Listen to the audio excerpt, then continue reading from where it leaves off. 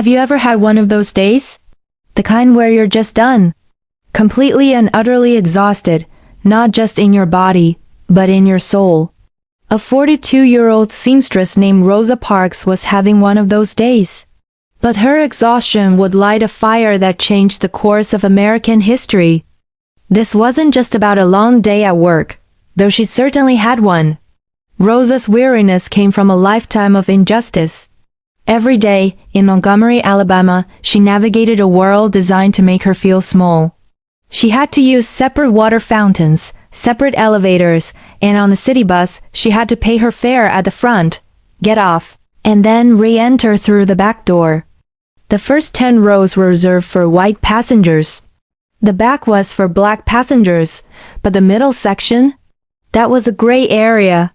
If a white person needed a seat, the entire row of black passengers had to get up and move further back. If there was no more room in the back, they had to get off the bus entirely. On that cold Thursday evening, Rosa boarded the Cleveland Avenue bus. She paid her fare and took a seat in the first row of the colored section. Then, a white man boarded, and there were no seats left for him. She simply stayed seated. Blake approached her. "Are you going to stand up?" he asked.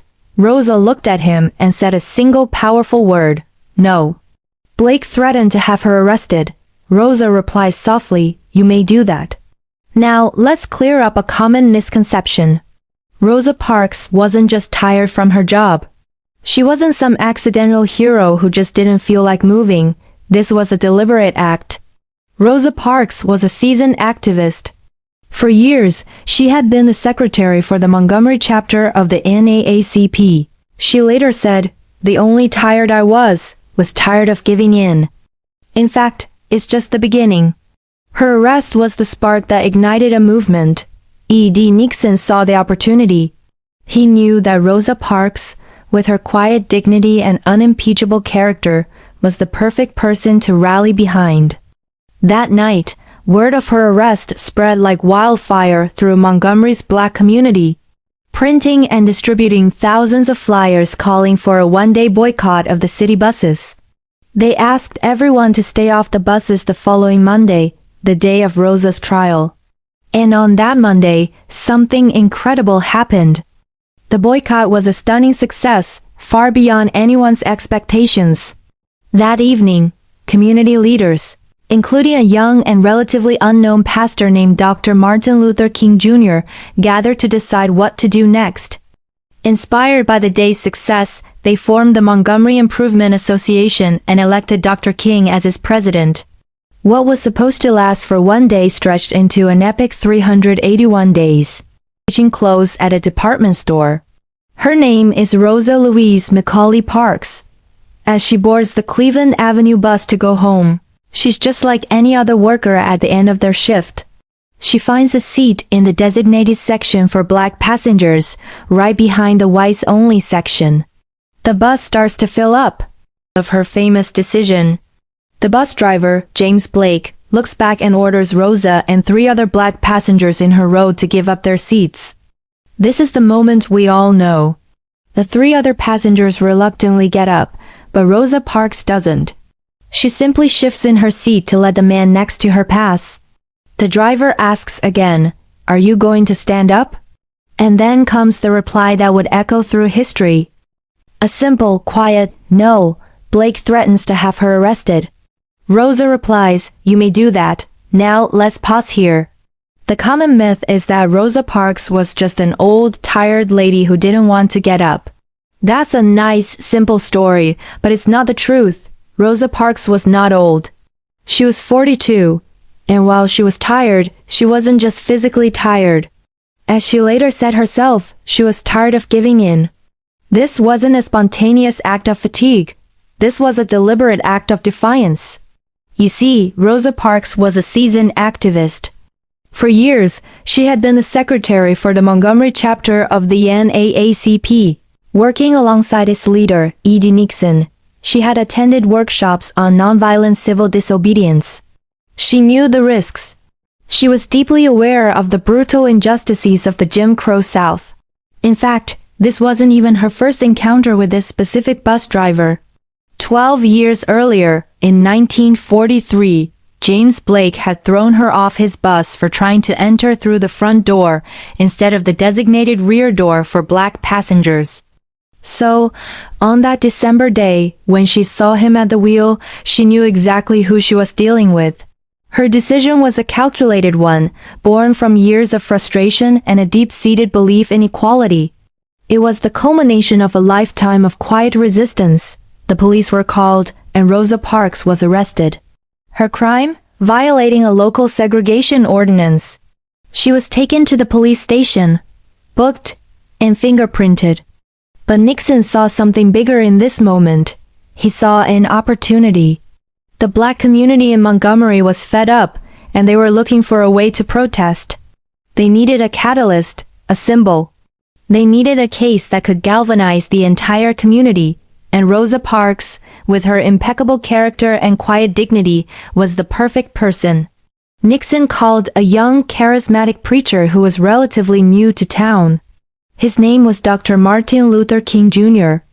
Together, they and other local leaders organized what they hoped would be a one-day bus boycott for the day of Rosa's trial, spreading the word through churches and community networks. They asked one thing of Montgomery's 40,000 black residents: stay off the buses. The morning of December 5th arrived with a nervous energy. Would it work? Dr. King and other leaders watched from their windows.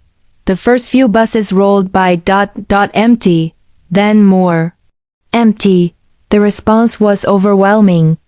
The one-day protest was a staggering success. But the community wasn't done. Buoyed by the success of the boycott, they gathered that evening at Holt Street Baptist Church. The energy was electric. They voted unanimously to continue the boycott until their demands were met, and the hiring of black bus drivers for routes that served black neighborhoods. This was the beginning of the Montgomery bus boycott, a protest that would last an incredible 381 days. It was a masterpiece of community organization. A complex system of carpools with over 200 volunteer drivers was created to get people to work. Black-owned taxi services offered rides at reduced fares. Many simply walked, sometimes for miles, day in and day out, in the rain, in the cold, in the heat. They called it rolling churches and walking for freedom. This was a massive economic blow to the city and the bus company, which relied heavily on black riders. But the opposition didn't give up easily. Boycotters faced constant threats and harassment. Dr. King's home was bombed. Rosa Parks' home received threatening phone calls. White employers fired people for participating. The city tried to break the carpool system by arresting drivers for minor traffic violations, but the community held firm. Their resolve was unbreakable. Meanwhile, the legal battle was underway.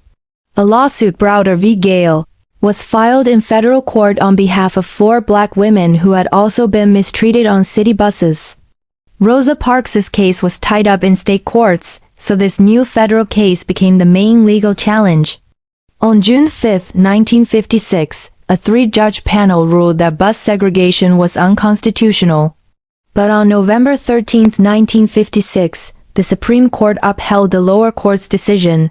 The fight was won. On December 20, 1956, the order to desegregate the buses reached Montgomery, and the next day, the boycott officially ended. Rosa Parks, along with Dr. King and other leaders, boarded one of the first integrated buses. She sat in the front. It's a triumphant ending, right? The credits roll, the hero wins. But for Rosa Parks, the personal story was far from over. Her act of defiance came at a tremendous personal cost. She and her husband Raymond were both fired from their jobs. They couldn't find work in Montgomery. The constant death threats made their life unbearable. The woman who had become the mother of the civil rights movement was essentially forced out of the city she had helped transform.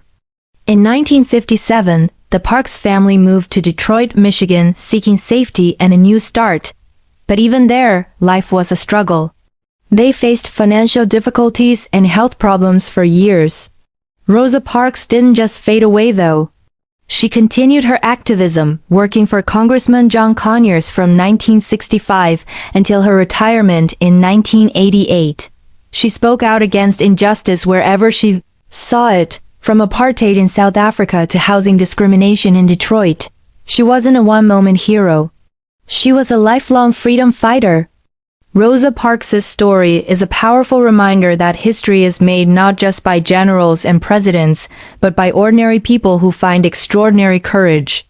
Her one quiet no on that bus was the result of a lifetime of conviction. It teaches us that change doesn't always start with a roar. Sometimes, it starts with the quiet, unshakable dignity of a single person refusing to be treated as less than human. Her legacy isn't just about a seat on a bus. It's about the power of standing up, or in her case, sitting down, for what is right, no matter the personal. In the end, the world did what it always does after quiet courage disrupts it. It tried to move on. Systems adjusted. Stories were simplified. Moments were compressed into symbols. But Rosa Parks never lived inside a symbol. She lived inside a life, and that life continued long after the attention shifted elsewhere. Rosa did not spend her days reliving a single decision. What mattered to her was not how history remembered her, but how honestly she continued to live. She understood something essential, that one act of integrity does not complete a life, it sets a standard for how the rest of that life must be lived. There were no guarantees waiting for her. If anything, expectations became heavier. People wanted her to represent perfection, courage without fear, strength without fatigue. Rosa rejected that quietly by remaining human. She allowed herself to be tired. She allowed herself to doubt. And still, she did not retreat from the values she had claimed. What made her enduring was not the moment everyone remembers, but the consistency that followed. She did not undo her courage by seeking comfort at the expense of truth. She did not soften her convictions to make others comfortable. Instead, she demonstrated that dignity is not a performance, it is a practice. One that requires patience, humility, and the willingness to keep choosing what is right even when no one is watching. As years passed, her presence became a reminder rather than a demand. She did not tell people what to think. That example traveled quietly, entering conversations, shaping decisions, influencing people who would never meet her. Not because she insisted on being heard, but because authenticity has a way of echoing beyond its source. Rosa never claimed to have changed the world alone. She knew change is collective, layered, slow. But she also knew that movements are built from individual refusals, small, firm decisions that interrupt injustice just enough for others to step forward. Her refusal had done that. It had opened a door that could not be fully closed again. In private moments, she remained grounded. She did not romanticize struggle. She did not confuse suffering with purpose. Her goal was never to endure pain, it was to live with self-respect. If hardship came with that choice, she accepted it without glorifying it. What remains powerful about Rosa's story is not that she became unforgettable, but that she stayed recognizable. She did not transform into someone unreachable. She remained a reminder that change does not require extraordinary force, only extraordinary clarity. Clarity about where you stand. Clarity about what you will no longer accept. Clarity about your own worth. Her life teaches that courage does not always arrive as action. Sometimes it arrives as restraint. Sometimes it looks like refusing to move when movement would mean surrender. Sometimes it sounds like silence that refuses to cooperate with injustice. Rosa mastered that language fluently, without ever needing to raise her voice. As the story closes, there's no dramatic ending to offer. No final scene that resolves everything. That is intentional.